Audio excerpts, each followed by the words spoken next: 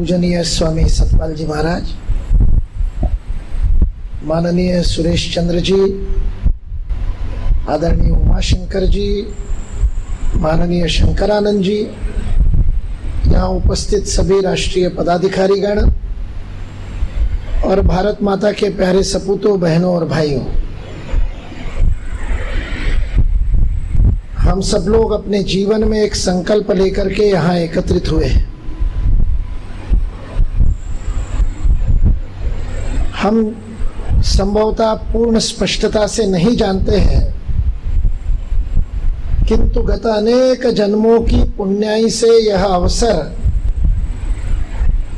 हम सबको मिला है कि हम माँ भारती की सेवा करने के लिए तत्पर हुए हैं। निमित्त कुछ भी बना हो, किसी व्यक्ति के माध्यम से हमको पता चला हो,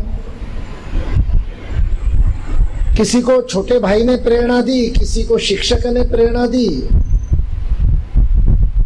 किसी को किसी कार्यकर्ता ने प्रेरणा दी, किसी ने स्वयं के आनंद को अपने मित्र के साथ बांटा तो वो भी यहाँ चला आया। निमित्त कुछ भी बना हो, किंतु गत अनेक जन्मों से जो पुण्य संचय हुआ है, उस पुण्य संचय का प्रताप है।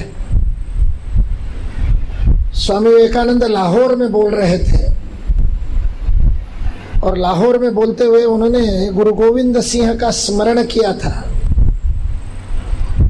हिंदू बनो तो गुरु गोविंद सिंह के समान हिंदू बनो, जिन्होंने अपने चारों पुत्रों और संपूर्ण परिवार का बलिदान करने के बाद भी द्रोह करने वाले अपने साथियों के विरुद्ध एक भी अपशब्द नहीं निकाला। शांत भाव से दक्षिण में जाकर नांदेड़ में अपना देह छोड़ दिया, किंतु मुंह से एक भी गलत शब्द नहीं निकाला। स्वामी विवेकानंद कहते वीर तो वह है। उसी भाषण में स्वामी विवेकानंद ने कहा, श्रीमद् भागवत कहता है 84 लक्ष योनियों के फेरों में जब पर्याप्त पुण्य संचय होता है तब मानव देह प्राप्त होता है। अति दुर्लभ मानव तन पावा। स्वामी विवेकानंद कहते हैं अनेक जन्मों की पुण्याई का संचय होता है तब मनुष्य का जन्म मिलता है। और वे आगे कहते हैं शास्त्र तो इतना ही बताते हैं, किंतु मैं सारे विश्व का भ्रमण करके आने के बाद अपने अनुभव के आधार पर छाती ठोक करके कहता हूं, स्वामी विवेकानंद कहते हैं कि मैं विवेकानंद कहता हूं कि जब यह पुण्य संचय दुगना होता है तब भारत भूमि में जन्म मिलता है। 1 गुना पुण्य तो मनुष्य का जन्म, 2 गुना पुण्य तो भारत भूमि में जन्म। 22 वर्ष तक विवेकानंद केंद्र का कार्य करने के बाद सन 2012 में मुझे दायित्व मिला कि भारतीय शिक्षण मंडल का काम करना है। गत 9 वर्षों से भारतीय शिक्षण मंडल का काम करते हुए शिक्षा जगत के अनेक लोगों से निकट का संपर्क होने के बाद मैं अब दावे के साथ कहता हूं कि 3 गुना पुण्याई होती है तब शिक्षा क्षेत्र में कार्य करने का अवसर मिलता है, और 4 गुना पुण्याई होती है तो पूर्णकालिक बनते हैं। 4 गुना पुण्य संचय वाले यहां पर बैठे। रामकृष्ण परमहंस दक्षिणेश्वर में महाकाली के पुजारी थे। प्रतिदिन पूजा करना उनका काम था, गदाधर उनका नाम था। तो वह प्रसंग बताते थे कि मैं सुबह सुबह निकलता था, अपनी टोकरी लेकर के उद्यान में पुष्प इकट्ठा करता था मां की अर्चना के लिए। तो जाता था बगीचे में, तो बगिया में अनेक पुष्प खिले होते थे विविध रंग के। प्रत्येक डाली मुस्कुरा के कहती कि मुझे माँ की अर्चना के लिए ले लो।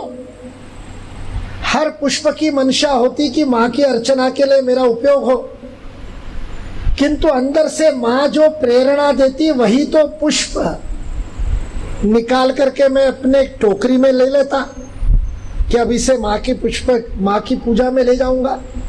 पूरे बगीचे में भ्रमण करते करते एक एक पुष्प टोकरी में लेता। जब टोकरी भर जाती तो उसको माँ की अर्चना के लिए ले चलता। हमारा भी चयन किसने किया? किस माली ने हमारे मन में यह प्रेरणा हुई कि यह जीवन पुष्प माँ की अर्चना में लगाया जाए? वह माली कौन है? जिसका कार्य है और उसके हम कार्य करता है, वही तो माली है। उस ठाकुर ने चुना। रामकृष्ण परमहंस को विवेकानंद भावधारा के लोग ठाकुर कहते हैं। उस ठाकुर ने डाली से पुष्प चुना और टोकरी में रख लिया। भारत माँ की अर्चना के लिए प्रेमनगर आश्रम में विस्तारक वर्ग में पहुंचा दिया।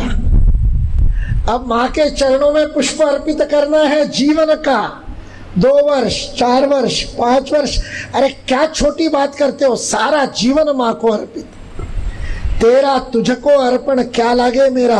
उस माँ ने ही तो सब कुछ खिला पिला कर बढ़ाया। इस देह में जो शक्ति है, जो प्राण है, उस माँ के दिए हुए अन्न से है। जो जीवन है उस माँ की और हवा से मिले प्राणवायु से है। उस गंगा माँ की धारा ने जो जल दिया, उस जल से पोषित यह तन उस माँ की सेवा में लगा दे तो कौन सी बड़ी बात। समाज कहेगा, लोग कहते हैं आपने इतना बड़ा त्याग किया। हमारे मन में आता है क्या त्याग किया? उसी का उसी को अर्पण कर रहे। तेरा तुझको अर्पण दिया भी तो उसी ने। ऋषि परंपरा से ज्ञान मिला है। कितने दधीची और कितने विश्वामित्र और कितने वशिष्ठ, कितने याज्ञवल्क्य, कितने वाल्मीकि, कितने गौतम, कितने कणाद, कितनी मदालसाएं, कितनी अनसुया, कितनी लोपामुद्रा, कितनी मैत्री अपने जीवन का सर्वस्व होम करके इतनी बड़ी ज्ञान राशि हमारे लिए छोड़ करके गए कि जिसमें से 1-2 बूंदे लेकर के हम बोलते हैं और समाज कहता है वाह क्या वक्ता है। और लगता है कि उनकी तपस्या का एक अंश कहीं ईश्वर की प्रेरणा से, सरस्वती माँ शारदा की कृपा से अपनी वाणी से निसृत हुआ तो समाज वाह वाह कर रहा है। उनके जितनी तपस्या का, ऋषित्व का अवसर मिल जाए तो क्या होगा? जीवन धन्य होगा। टोकरी में तो आ गए। ठाकुर कहते हैं जब टोकरी में लेकर के चलता हूं माँ के गर्भगृह की ओर, जहां भवतारिणी माँ प्रतीक्षा कर रही है कि पुष्प आएगा और मेरी अर्चना करेगा, भारत माँ प्रतीक्षा कर रही। कोई सौराष्ट्र में जाएगा, कोई महाराष्ट्र में जाएगा, कोई तमिलनाडु में जाएगा, माँ भारती के चरणों की कोई सेवा करेगा, कोई मस्तक की सेवा करेगा, उत्तराखंड की देवभूमि में जाकर के, हिमाचल प्रदेश में जाकर के माँ प्रतीक्षा कर रही, पुष्प आकर के मेरी सेवा करेंगे। ठाकुर कहते हैं मैं कटोरी में पुष्प लेकर के जा रहा हूं, एक हवा का झोंका आता है, चुने हुए पुष्पों में से कुछ छिटक जाते हैं। अभी पुण्य संचय 4 गुना नहीं हुआ, अभी प्रेरणा पूरी नहीं हुई। विस्तारक वर्ग में आकर के भी विस्तारक नहीं बन पाए। होता है, छिटकता है पुष्प। 4 गुना पुण्य होगी, वही माँ के चरणों में अर्पित होगा। इस 3 दिन में विभिन्न सत्रों में व्यावहारिक, सैद्धांतिक सारी बातें हमने सुनी है। वैसे तो कठिन लगने वाले कार्य हमने लीला खेल खेल में कर लिए। माननीय सुरेश जी कह रहे थे ना, वास्तविक जीवन में अपने मित्रों से चर्चा करके देखिए कि मोबाइल ऐसे ही बंद करके रख दिया, आधे घंटे का समय दिया, शाखा में प्रार्थना के बाद सूचना मिली भोजन से पहले जमा करना है, आधे घंटे में घर में बता दो, इधर बता दो, उधर बता दो, 3 दिन मोबाइल नहीं रहेगा। अरे मोबाइल छोड़ना इतना सरल है क्या? बड़े बड़े मोह छूट जाते, इसका नहीं मोह छूटता। आपने लीला क्षण में छोड़ दिया, कितना बड़ा वैराग्य है, कितना बड़ा त्याग है, और आपको पता भी नहीं चला, मस्ती में कर दिया। 108 सूर्य नमस्कार कोई मजाक है क्या? वो उमाशंकर जी रोज कहते थे, अरे ये शंकरानंद जी मिलिट्री वाला ट्रेनिंग कर रहे हैं, सैनिक तैयार करने हैं क्या? हाँ करने ही है, बौद्धिक योद्धा तैयार करने हैं, योद्धा से कम है क्या ये? यही जाकर के वहां डोकलाम में लड़ेंगे। हमारा डोकलाम जेएनयू में है, हमारा डोकलाम जादवपुर में है, हमारा डोकलाम किसी और प्रयाग विश्वविद्यालय में है, हमारा डोकलाम किसी छोटे छोटे विश्वविद्यालय में, अशोका विश्वविद्यालय में, सब जगह डोकलाम तैयार हो रहे, सब जगह गलवान तैयार हो गए, घर घर में गलवान खड़ा हो रहा है। शत्रु तो वो रामायण में कहते थे वो आकाश मार्ग से आकर के यज्ञ भंग करते थे। अभी ये प्रत्येक घर में वो जो बुद्धू बक्सा बैठा है, आकाश मार्ग से आकर के दानवी संस्कृति को फैला रहा है। और वो वहां घर में बैठा हुआ बुद्धू बक्सा कम था, तो उसका ये छोटा रूप घर घर में प्रत्येक के जेब में आ गया। अब घर में भी नहीं, राक्षस आपके हृदय में आकर के आक्रमण कर रहा है। एक तरफ ऐसा आक्रमण हो गया, इतना क्षरण हो रहा है, संस्कारों की रक्षा होगी कि नहीं होगी? कहां जाएगी पीढ़ी? यह प्रश्न उठ रहा है। और दूसरी तरफ विश्व हमारी संस्कृति को स्वीकार कर रहा है। महाराज जी के सारे विश्व भर में आश्रम है, और केवल भारतीय नहीं, वहां के मूल के लोग आकर के आध्यात्मिक दीक्षा लेते। यहां आप हर की पैड़ी पर चले जाओ, कितने गोरे काले पीले गहुए, कितने रंगों के लोग आकर के और इस अध्यात्म भूमि का रसपान करने के लिए तत्पर हो गए। सारा विश्व भारत माँ को पुनः एक बार विश्व गुरु मानने के लिए सन्नद्ध हो गया, तत्पर हो गया, तैयार है। हम तैयार है क्या? शिष्य तो तैयार है। मैं हमेशा कहता हूं 21 जून 2015 को भारत माता फिर से विश्व गुरु बन गई, जब 193 देशों ने अपनी अपनी भूमि पर सूर्य नमस्कार करते हुए अपनी अपनी नासिका अपनी अपनी मातृभूमि पर रगड़ी थी, तब वो मेरी भारत माता का ही वंदन कर रहे थे। विश्व गुरु तो मां बन गई, लेकिन जब तक शिक्षा पद्धति पुनरेव भारतीय नहीं होगी, यह विश्व गुरुत्व स्थायित्व नहीं पाएगा। नालंदा में प्रवेश लेने के लिए हजारों मील पैदल चलकर आने वाले विद्यार्थियों की पंक्तियां फिर से जब तक भारत के विश्वविद्यालयों में पंक्तिबद्ध नहीं हो जाती। मैं विवेकानंद इंटरनेशनल फाउंडेशन का सेक्रेटरी था। चाणक्यपुरी में सुबह सुबह टहलने निकलता था, तो अमेरिका के दूतावास के बाहर, ऑस्ट्रेलिया के दूतावास के बाहर भिखारियों की पंक्ति देखता था। वीसा मांगने वाले भिखारी। दुगनी पुण्याई से भारत में जन्म मिलने के बाद विदेश में जाकर बसने के लिए लालायित उन भिखारियों को देख करके मन रोता था। जो कवि कहता है सागर वसना पावन देवी सरस सुहावन भारत माँ, वो कवि कहता है तेरे दर्शन से हो हर्षित मन वांछित फल पाते थे, तेरी करुणा का कण पाने याचक बन जगह आता था। और फिर अंतिम पंक्ति में कहता है आज भिखारी है सुत तेरे करुणा सागर भारत माँ। उनको देख करके मन रोता था और मेरे मन में कल्पना आती थी ऐसा दिन कब देखूंगा जब वॉशिंगटन में, न्यूयॉर्क में, एम्स्टर्डम में, बेलारूस में, जावा में, सुमात्रा में, इंडोनेशिया में, मेलबोर्न में, वैंकूवर में, सब जगह पर भारत के दूतावास के बाहर विदेशियों की पंक्ति लगी होगी कि ज्ञान प्राप्त करने के लिए हम फिर भारत भूमि में जाएंगे। यह भारत माँ को विश्व गुरु बनाने का स्वप्न है जिसके लिए आप अपना जीवन समर्पित कर रहे हैं, जीवन का कुछ क्षण समर्पित कर रहे हैं, जीवन का कुछ समय समर्पित कर रहे हैं। इतने भव्य दिव्य लक्ष्य के लिए एक छोटा सा मंडल चलाने का काम हमको करना है। क्योंकि उस छोटे छोटे प्रयास से ही भारत माता विश्व गुरु बनेगी। राष्ट्रीय शिक्षा नीति में शब्द आ गया। पहली बार स्वतंत्र भारत में 72 वर्ष हो गए, पहली बार किसी सरकारी डॉक्यूमेंट में, किसी सरकारी अभिलेख में, अंग्रेजी डॉक्यूमेंट में विश्व गुरु शब्द आए। राष्ट्रीय शिक्षा नीति में लिखा है internationalisation of education for making India विश्व गुरु वंस अगेन, ये शब्द है।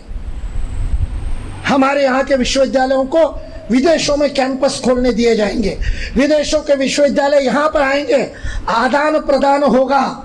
हमारे मुकुंदराव कुलकर्णी जिन्होंने भारतीय शिक्षण मंडल की स्थापना की थी, धर्मनारायण अवस्थी जिन्होंने चंदन सा देह गलाया इस भारत शिक्षण मंडल के वटवृक्ष को खड़ा करने के लिए, रामस्वरूप भारद्वाज ने जिन्होंने अपने जीवन की आहुति लगा दी, हमारे में से अनेकों ने जिनको देखा ऐसी गीता मिश्रा जी, जितेंद्र वजे जी, विश्वेश्वरम जी, जिन्होंने अपने मोहनलाल सर ने जिन्होंने अपना जीवन गला दिया भारतीय शिक्षण मंडल का काम करने के लिए, उनका स्वप्न साकार होते हुए देखने का अवसर हम लोगों के सामने, हमारी आंखों के सामने फिर से भारत माता विश्व गुरु बनने जा रही है।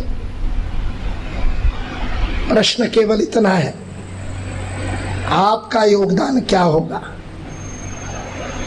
आप क्या देंगे?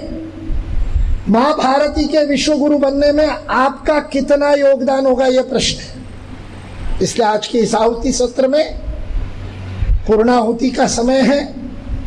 हमारे दत्तराज जी यज्ञ करते हैं तो अंत में पूर्णाहुति में सारी हवन सामग्री और सारे घृत को डाल देते, पूर्णमद पूर्णमिदम बोलते हुए उस पूर्ण की आहुति देते हैं। यहां अपनी आहुति देनी है। परम पूज्य ने श्री गुरु जी कहते थे, उनके वेद मंत्र कहते अग्नये स्वाहा इदम अग्नये नमः, अग्नि को दिया अब अग्नि का हुआ मेरा नहीं, इंद्राय स्वाहा इदम इंद्राय नमः, इंद्र को दिया अब ये इंद्र का हुआ मेरा नहीं।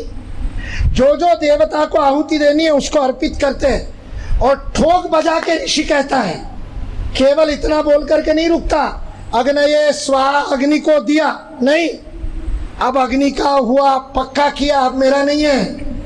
और आगे ये भी कह दिया न मम, मेरा नहीं, इदम न मम। अब ये सत्र इदम न मम कहने का है। राष्ट्राय स्वाहा राष्ट्राय इदम न मम। अब ये जीवन मां भारती को दिया, सारे राग द्वेष लाइक्स डिसलाइक, ये अच्छा लगता है ये बुरा लगता है, मुझे नहीं जाना, ये भाषा नहीं वो भाषा नहीं, ये खाना नहीं वो खाना नहीं, सब स्वाहा भारत माता के लिए स्वाहा। ये विस्तारक वर्ग का आहुति सत्र राष्ट्राय इदम न मम कहने का सत्र है। अपने स्नेह को, अपने संबंधों को, अपने मित्रों को, अपने परिवार के प्रति अपने अनुराग को स्वाहा इदम राष्ट्राय इदम नमः। अपनी क्षमता को, विनोद जी बहुत अच्छा गीत गाते हैं, मेरा गायन अब राष्ट्र के लिए। हमारे विजय सारथी जी बहुत अच्छे वक्ता है, माई इलोक्यूशन माई आर्ट ऑफ स्पीकिंग राष्ट्राय स्वाहा, now it is for the nation. किसी को कविता अच्छी करते हैं, हमारे रितेश जी, हमारे सतीश जी कविता करते हैं, अब ये लेखनी मां भारती के लिए लिखेगी। राष्ट्राय इदम न मम, मेरा जीवन का क्षण क्षण, मेरे आयु का क्षण क्षण, मेरे रक्त का कण कण, मेरे प्रतिभा का प्रत्येक क्षण अब मां के लिए, जो करना है मां के लिए। यह आहुति देने का समय है, भावना से ही दी जाती है। गणना करने वाले आहुति नहीं देते, स्वार्थी तो 99 की गिनती में ही अड़ा रहता है। 100 हो जाएंगे तब करूंगा, नहीं होते 100। जिसने गणना की वो दे न सका, देता तो वही है जो पगला होता है, जिसको दुनिया कहती है अरे पागल हो गया, क्या करने, कहा होगा ना पीएचडी करके जा रहा है, अरे प्रोफेसर बन जा, कहाँ जा रहा है? कहा होगा मित्रों ने, जो पागलपन से अपनी आहुति देता है वही दे पाता है। क्या पाया का खोया की गणना करने वाला इतिहास नहीं रचता, इतिहास पढ़ता है, गढ़ता नहीं है। हमको इतिहास की रचना करनी है, इतिहास को गढ़ना है, और ऐसे गढ़ने के लिए समर्पण लगता है, आहुति लगती है। आप सब टोकरी में आ गए ठाकुर की, अब ठाकुर की ठोकरी से माँ के चरणों में अर्पित करने का ये क्षण है। इसलिए इस आहुति के सत्र में रीढ़ की हड्डी को सीधा कर लीजिए, अपनी पलकों को झांक लीजिए, आंखों को बंद कर लीजिए, और सुबह प्राण विद्या में देखते हैं वैसे अपने हृदय को अंदर से देखिए, उस हृदय की धड़कन को सुनिए और अपने समर्पण को स्मरण कीजिए। अपने मन में एक बार स्मरण कीजिए, भारत माता से कहिए, आज से, अभी से, यहीं से, हे माँ तेरे चरणों में मेरे जीवन का जो भी आपने तय किया वो समय, 2 साल, 3 साल, 5 साल, सारा जीवन माँ आप तेरे लिए समर्पित। मन ही मन संकल्प को दोहराते रहिए, बार बार कहिए, आज से, अभी से, यहीं से, माँ भारती तेरे चरणों में मेरे जीवन का यह अंश अर्पित।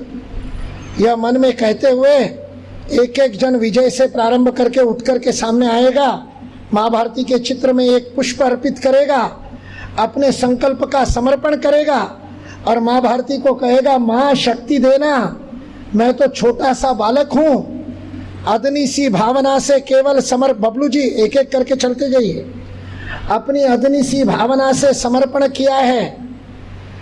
माँ तू रक्षा करना इस संकल्प की, माँ तू शक्ति देना, तूने अनेकों को बल दिया। जहाँ अपन गंगा स्नान करते हैं उस घाट के ऊपर सामने भगत सिंह घाट है, भगत सिंह का चित्र दिखाई देता है, फांसी पर झूलने वाले बटुकेश्वर दत्त, सुखदेव, राजगुरु दिखाई देते हैं सामने चित्र। गंगा जी के आनंद में देखा कि नहीं देखा पता नहीं, हम भगत सिंह के समय तो ना रह पाए, पता नहीं किस उस जन्म में क्या थे हम। उनके जैसा मातृभूमि की रक्षा के लिए मृत्यु को स्वीकार करने का तो अवसर नहीं मिला। माँ के लिए मर न सके तो क्या हुआ, माँ के लिए जी तो सकते हैं।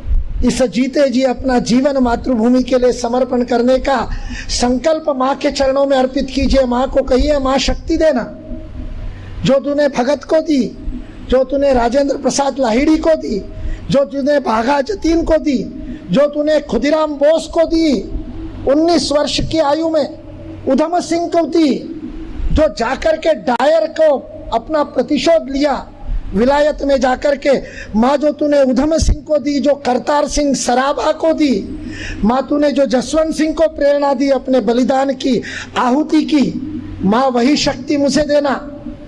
माँ उतना ही धैर्य मुझे देना कि अपने संकल्प से डिगू ना। बाधाएं आएंगी, मार्ग कष्ट आएंगे, कंटक आएंगे, अपने ही बाधा बन करके खड़े होंगे। माँ शक्ति देना, फतेह सिंह और जोरावर सिंह गुरुपुत्रों की शक्ति देना। दीवारों में चुने गए किंतु अपने धर्म को नहीं त्यागा, अपने देश को नहीं त्यागा, अपने गुरु को नहीं त्यागा। जब छोटे भाई के कंधे तक ईंट पहुंची दीवार की चुनते चुनते, तो बड़े भाई के आंखों से आंसू बहे। गरम गरम आंसू जब छोटे भाई के गाल पर गिरे तो छोटा भाई बड़े भाई को कहता है, भैया क्या हो गया, क्यों रोते हो, क्या माँ पर बलिदान करने से भय लगता है? तो बड़े ने कहा, अरे पगले भय कहाँ, दादी माँ गुजरी देवी ने यही तो कथाएं सुनाई थी बलिदान की अभिमन्यु के, उन्हीं कथाओं से तो ये शक्ति मिली थी। मैं तो इसलिए रो रहा हूँ, तू मुझसे छोटा है, मेरे बाद में इस विश्व में आया, तूने जगत को बाद में देखा, 2 साल तेरी आयु छोटी है, लेकिन गत जन्म में क्या पुण्य किया था जो मुझसे पहले माँ के चरणों में आहूत होने का तुझे सौभाग्य मिल रहा है। तेरे सौभाग्य से ईर्ष्या कर रहा हूँ, इसलिए आंसू आ रहे हैं। राम प्रसाद बिस्मिल और उनको जब दिसंबर की माह में गोरखपुर में फांसी हुई, जब फांसी पर झूल गए हंसते हंसते, अंग्रेजों की कल्पना थी कि जेल के अंदर ही दाह संस्कार कर देंगे, जैसे भगत सिंह का किया था, आधा अधूरा दाह संस्कार। पर राम प्रसाद बिस्मिल की मां शाहजहांपुर से पहुंच गई गोरखपुर। सुबह सुबह जेल के दरवाजे पर प्रातःकाल दस्तक दी, कहा मुझे राम का शव दे दो। अंग्रेजों को अपने नियमों के अनुसार परिवार से कोई आया तो शव देना पड़ा। गोरखपुर के इतिहास में न भूतो न भविष्यति राम प्रसाद बिस्मिल की शव यात्रा निकली। आज उसे राम चौराहा कहते हैं। उस राम चौराहे पर जब शव यात्रा पहुंची, माँ ने शव को खड़ा किया। हिंदुओं में शव खड़ा नहीं करते, माँ ने खड़ा किया, कहा देखो मेरे राम को मातृभूमि के लिए बलिदान हो रहा है, हम सबको जीवन जीने की दीक्षा दे गया, जियो तो ऐसे जियो। और फिर माँ ने धीरे से राम प्रसाद के छोटे भाई जगत प्रसाद को अपने आंचल से निकाला और क्रांतिकारियों के पुरोधा जयदेव भाई ठाकुर को सौंपा और कहा ये छोटा भी अब मातृभूमि को अर्पित। अभी माँ कह रही थी हुतात्माओं की माताएं रोया नहीं करती, क्योंकि हुतात्मा मरते नहीं है, वो तो अमर हो जाते हैं। और जगत प्रसाद को जैसे जयदेव भाई ने गले लगाया, राम प्रसाद की माँ के आंखों से गंगा जमुना बहने लगी, रोने लगी। जयदेव भाई ने पूछा बड़ा आहूत हो गया, तुम रोई नहीं? बड़े ने वीर गति को प्राप्त किया, तुम रोई नहीं? छोटा है तो ज्यादा लाडला है क्या? जगत क्रांति के पथ पर चला तो रो रही हो? पाने का नहीं रे पगले, इसलिए नहीं रो रही कि राम चला गया, इसलिए नहीं रो रही कि जगत भी चला गया। मैं तो इसलिए रो रही हूँ कि अब मेरी कोख सूनी हो गई। दो ही थे, माँ के चरणों में अर्पित कर दिए, अब माँ मांगेगी तो क्या दूंगी, इस भाव से रो रही हूँ। वीरांगनाओं ने ऐसी बलि दी है। उस बलि के कारण स्वतंत्रता का अमृत महोत्सव देखने का अवसर हमको प्राप्त हुआ है। भारत माँ के चरणों में पुष्प अर्पित करते समय हृदय से प्रार्थना निकले कि माँ मुझे हाड़ा रानी का साहस दो, माँ मुझे पद्मिनी का साहस दो, माँ मुझे चूड़ावतों वाला साहस दो, माँ मुझे अपने मातृभूमि की रक्षा के लिए अपने जीवन का कण कण, अपने अध्ययन का प्रत्येक क्षण लगाने का एक माँ साहस दो, सामर्थ्य दो। माँ मेरी रक्षा करो। प्रलोभन आएंगे, अनेक प्रलोभन आएंगे। बाधाएं हमेशा कष्टमय नहीं होती। कई बार बाधाएं बहुत सुखद रूप लेकर के आती है, बहुत सज धज कर आती है। और वो सज धज कर आने वाली बाधाओं से रक्षा केवल और केवल भारत माँ की कृपा से होती है। कोई अहंकार ना करे कि मेरे संयम से, मेरे आत्मबल से मैं नहीं फिसला। यदि फिसलने से कोई रोकेगी तो भारत माता रोकेगी। स्खलन नहीं होगा, क्षरण नहीं होगा, संकल्प नहीं टूटेगा। कष्ट से भी, सुमनों से भी, कंटकों से भी यदि मन बाधित नहीं होगा तो केवल और केवल माँ की कृपा से बाधित नहीं होगा। आज वहाँ केवल पुष्प अर्पित नहीं करना है, उस पुष्प के साथ अपना मन अर्पित करना है। माँ अब ये मन तुझे दे दिया, अब इस मन में जो संकल्प विकल्प उठेगा वो तेरा होगा। अब इस मन में जो इच्छाएं उठेगी, जो ऐषणाएं उठेगी, जो भावनाएं उठेगी वह तेरी होगी। अब वासनाओं को स्थान नहीं होगा, क्योंकि अब इस मन में माँ विराजमान कर हो गई। अब इस हृदय में माँ भारती विराजमान होगी। अब इसमें कचरा कैसे आ सकता है? उस माँ भारती के देश प्रेम की धधकती हुई ज्वाला को, अग्नि को अपने हृदय में धारण करने का यह आहुति सत्र है। अनल को जो पराशण करता है उसको भारतीय कहते हैं। जो अग्निभक्षा है वो भारतीय है। उस दाहक अग्नि को प्राशन करके अपने जीवन को तपाने की क्षमता माँ से मांगते हैं। माँ के सामने अपने पुष्पों के साथ अपने जीवन को समर्पित करते हैं और माँ को कहते हैं अब इसे तू सार्थक बना दे। माँ इस जीवन को अब तू स्वर्ण बना दे। माँ अब इस जीवन को तू होम बना दे, जिसकी बबूत भी किसी शिव के मस्तक का और बहुत बड़ा साज बनेगी। ऐसा अपना जीवन होम लगाने का समर्पण मन में लेकर के पुष्पांजलि हमने अर्पित की है। आज यहाँ अर्पित किया हुआ पुष्प अपने मन में धारण करना। जब थोड़ी सी भी शंका आएगी, जब मन थोड़ा सा भी विचलित होगा, तब आज के इस क्षण का स्मरण आपको अपने मार्ग पर पुनः प्रेरित करेगा। वो कौन सी बेल बताई थी जो नेवले को दुगनी शक्ति देती है? ये संकल्प वो बेल है जो हमें अपने जीवन में आने वाली प्रत्येक बाधा से जूझने का, अपने समर्पण को अक्षुण्ण रखने का, अपने व्रत को अखंड रखने का, अपने सामर्थ्य को सदा वर्धिष्णु रखने का, सतत बढ़ने वाला रखने का सामर्थ्य देगी, साहस देगी। उस समर्पण को, आहुति को स्मरण करते हैं। रीढ़ की हड्डी सीधी करके आंखों को बंद करते हैं। जो प्रतिदिन हम शाम को शांति मंत्र में परमेश्वर से प्रार्थना करते हैं, जीवन में जितना पाए उससे अधिक देने वाले बने। यावद आदानम स्यात् प्रदानम ततो अधिकम, जितना ले उससे अधिक दे। ऐसी प्रार्थना जो भगवान से करते हैं ताकि विश्व का कल्याण हो, विश्व सुखी हो, निरोगी हो, उस प्रार्थना को मेरे पीछे पीछे दोहराएंगे। आधी पंक्ति में बोलूंगा, उसके बाद दोहरा करके पूरे श्लोक दोनों अपन बोलेंगे। उसके बाद हमारे मुख्य शिक्षक कुमार दिवाकर जी संपद लेंगे, ध्वज लगेगा और प्रार्थना होगी। परम वैभवम नेतुमे तत् स्वराष्ट्रम की प्रार्थना में भारत माता की जय के साथ अपना यह समर्पण पूर्ण होगा। मैं जीवने यावदादानम कहूँगा, उसके बाद शांति मंत्र पूरा एक साथ बोलेंगे और उसके बाद उत्तिष्ठ होगा तो संपद में खड़े होकर के प्रार्थना करेंगे। जीवने यावदादानम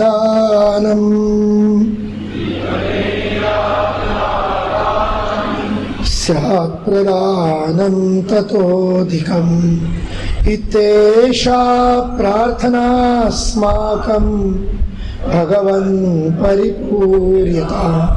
सर्वे भवन्तु सुखिनः, सर्वे सन्तु निरामयाः, सर्वे भद्राणि पश्यन्तु, मा कश्चित् दुःखभाग् भवेत्। ओम शांति शांति। प्रार्थना के बाद बाकी जो अतिथिगण है वो भी पुष्पांजलि कर सकते हैं प्रार्थना के बाद में।